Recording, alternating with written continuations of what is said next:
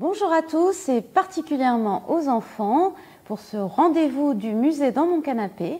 Alors cet après-midi les enfants, je vous propose de découvrir cette histoire, l'espoir de Noël. C'est pas mal avant les fêtes. Alors voici comment commence cette histoire. C'est l'histoire de deux jeunes hommes. L'un s'appelait Noël, l'autre Klaus. Ils avaient tous les deux participé à une guerre inhumaine et si grande qu'on l'appela la Grande Guerre. Beaucoup d'hommes y avaient combattu et beaucoup n'en étaient pas revenus. Alors pour découvrir l'histoire de Klaus et de Noël, écoutez bien ce son.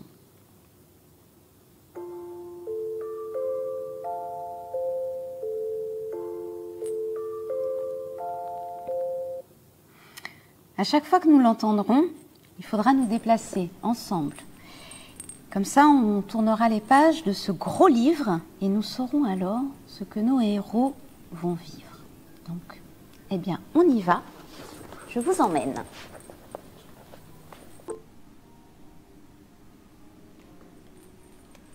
Alors, on se retrouve ici et voici la suite de l'histoire.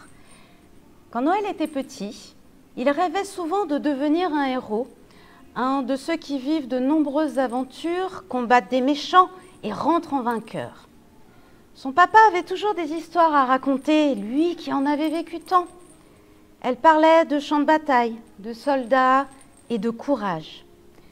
Noël aimait ces histoires de guerre, ces histoires de terre perdue et de grandes armées. Noël rêvait un jour de devenir un soldat quand il serait grand.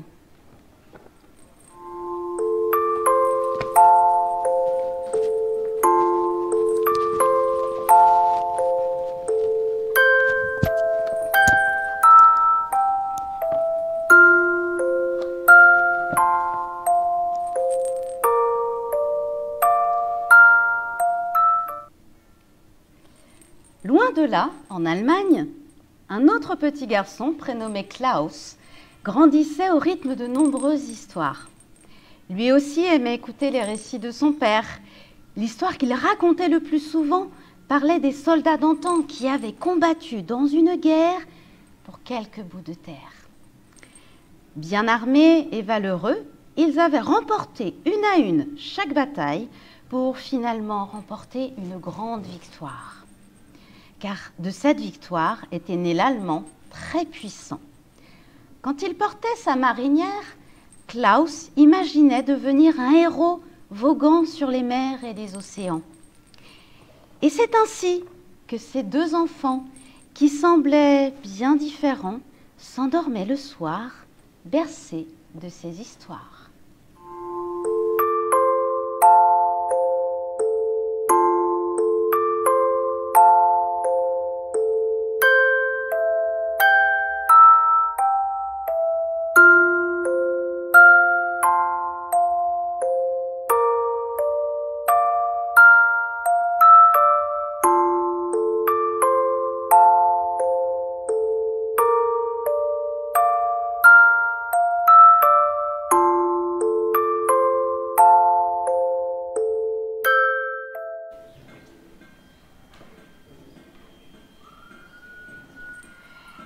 Devenu un solide gaillard, Noël avait abandonné ses panoplies d'enfants pour s'occuper des travaux des champs.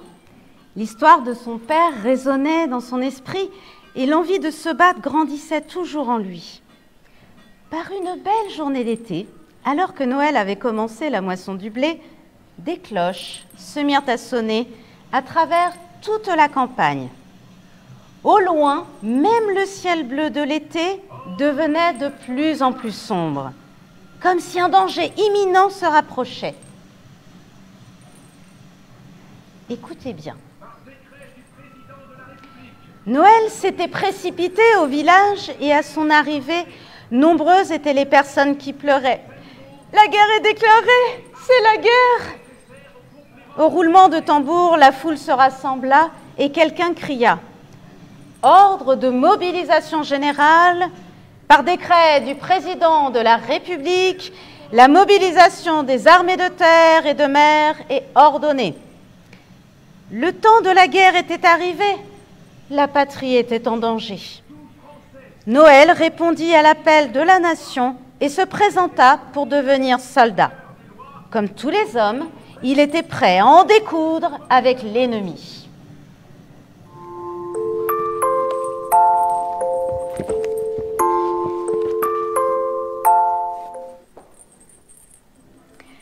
De son côté aussi, Klaus avait bien grandi.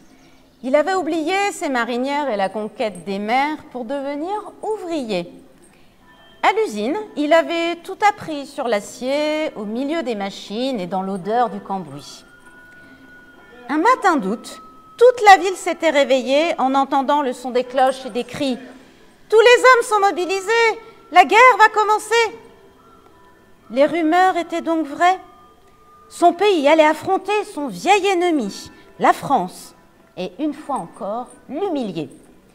Armé et préparé pour la bataille, c'est avec joie que Klaus et les autres soldats criaient « Nach Paris !» vers Paris, signifiant ainsi leur envie d'arracher la victoire rapidement. Et c'est ainsi que nos deux héros marchèrent pour une guerre qui ne devait durer qu'un été.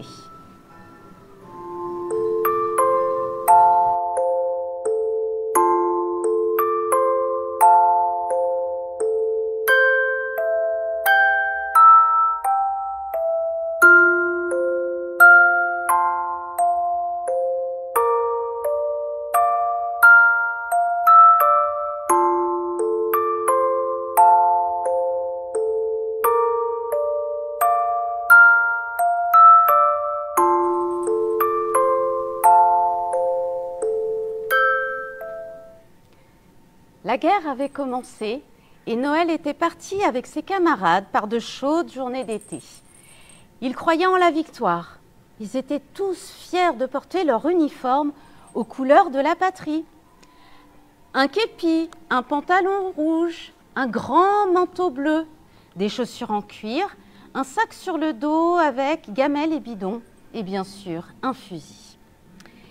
Il fallait traverser les villages et les champs, parcourir des kilomètres sans jamais montrer un signe de faiblesse. Pour surmonter la faim et la fatigue, Noël et ses camarades chantaient souvent en marchant. Derrière eux, les canons et le matériel suivaient les troupes de soldats tirés par les chevaux. Les jours passaient et la guerre ne se terminait pas malgré la bataille. Dans l'air, on sentait déjà la fraîcheur de l'automne s'approcher.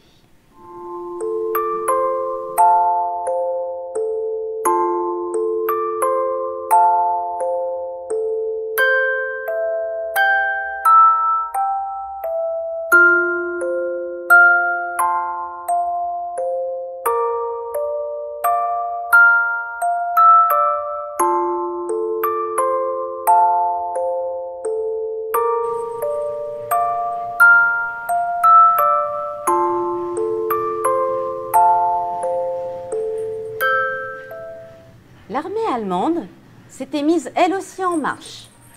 Klaus, en répondant à la mobilisation générale de son pays, avait reçu un uniforme vert, comme celui-ci.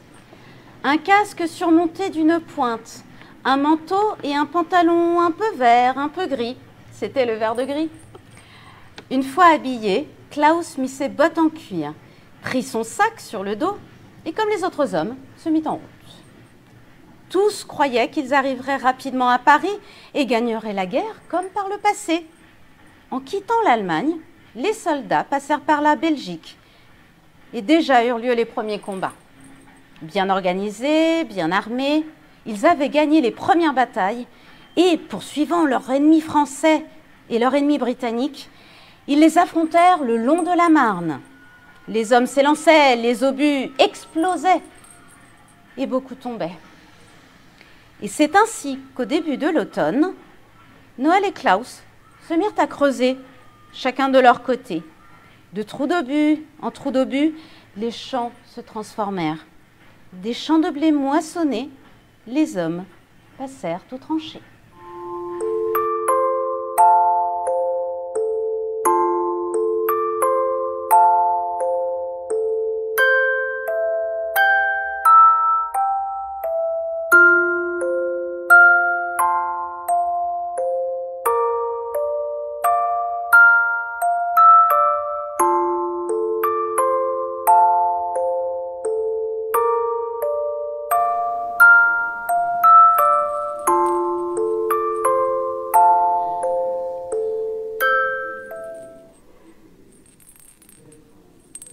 que l'automne avait commencé, Noël et les hommes s'étaient enterrés dans les tranchées.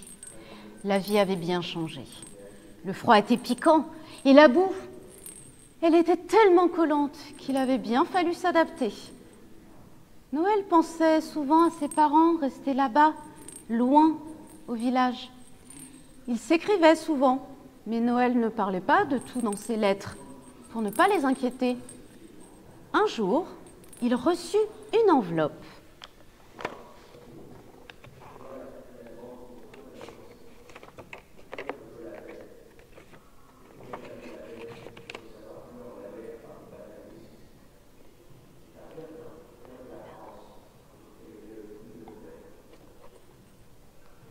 C'est bien mignon cette petite chose-là.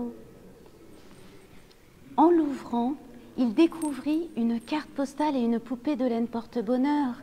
Il fut tellement heureux de recevoir ce petit présent.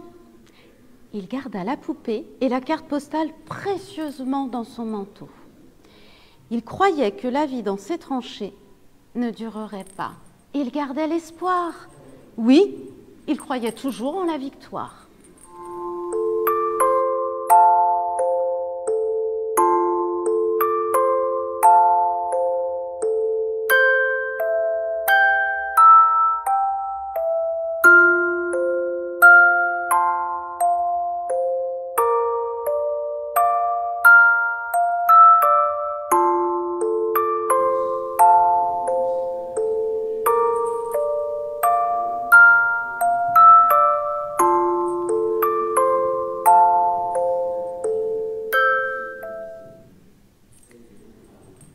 De l'autre côté du front, Klaus pensait lui aussi à sa famille.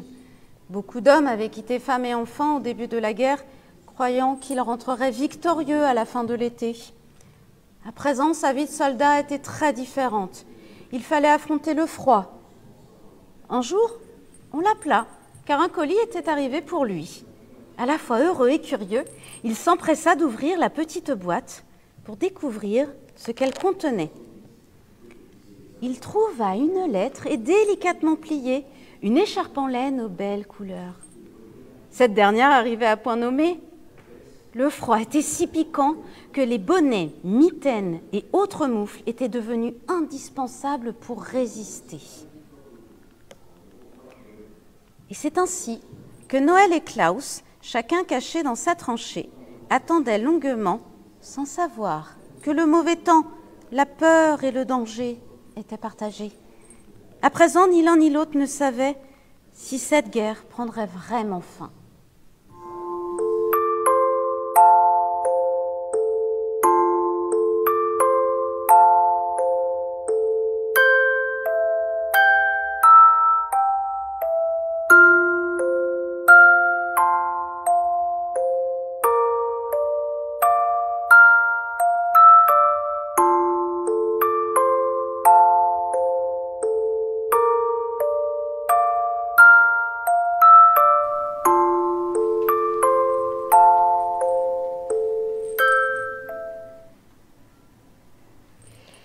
Il y avait les jours où ça explosait, ça criait, ça brûlait, ça pleurait et ça mourait.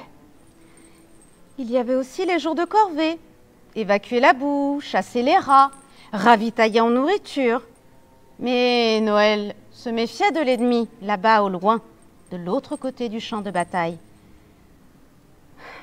Le temps était long et monotone.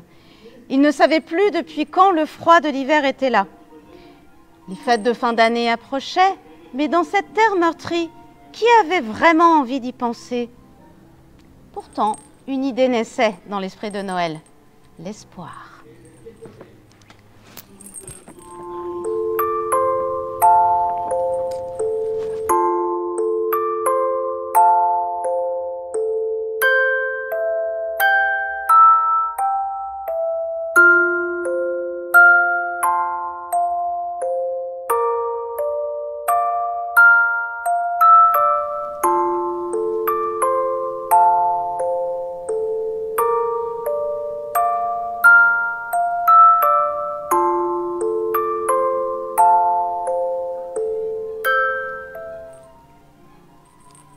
côté, Klaus aussi pensait à ses proches. Les dégâts de la guerre étaient si grands et la victoire qui ne venait pas l'empêcher de rentrer chez lui. Les hommes étaient épuisés. Klaus voulait faire quelque chose pour eux. Une idée lui vint et il fit un vœu. Et c'est ainsi que Noël et Klaus, chacun dans sa tranchée, eurent la même idée. Cette nuit-là, le ciel scintillait de milliers d'étoiles. Malgré le froid, un chant monta doucement d'une tranchée. De l'autre côté du champ de bataille, un chant fut repris dans une autre langue. Un soldat regarda par-dessus sa tranchée. De l'autre tranchée, une silhouette sortit et s'avança dans sa direction. Le chant fut interrompu car à présent, tous regardaient cette scène incroyable. Les deux hommes avançaient l'un vers l'autre tout en chantant. Arrivés l'un en face de l'autre, ils se regardèrent, puis se serrèrent la main. Dans l'obscurité de la nuit et le froid glacial, ils n'étaient plus des ennemis. Cette nuit-là, tous les hommes imitèrent Noël et Klaus.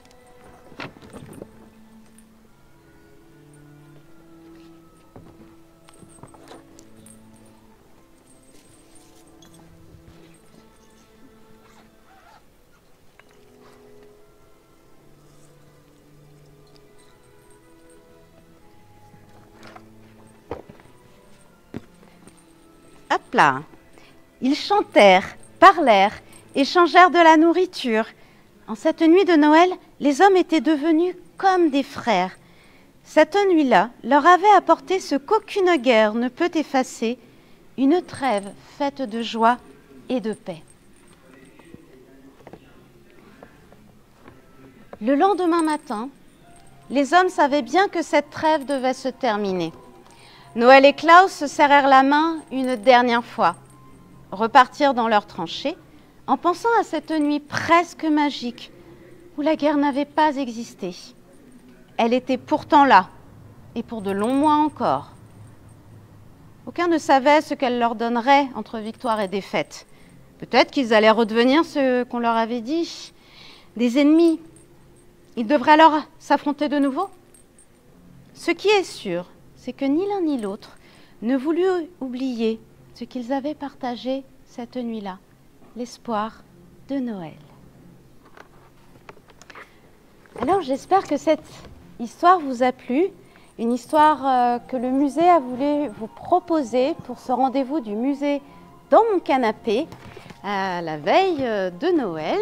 Alors je vais inviter toutes ces personnes qui sont avec moi justement à me rejoindre. Vous venez les copains? Parce que tous ensemble, on a envie de vous souhaiter au nom de l'équipe, on a juste envie de vous souhaiter un joyeux Noël. Alors, ne nous quittez pas tout de suite puisque d'autres rendez-vous vous attendent pour le musée dans mon canapé. Donc, on vous donne rendez-vous très très prochainement, le dimanche pour les un peu plus grands et le mercredi, bien sûr, pour les enfants. À très bientôt!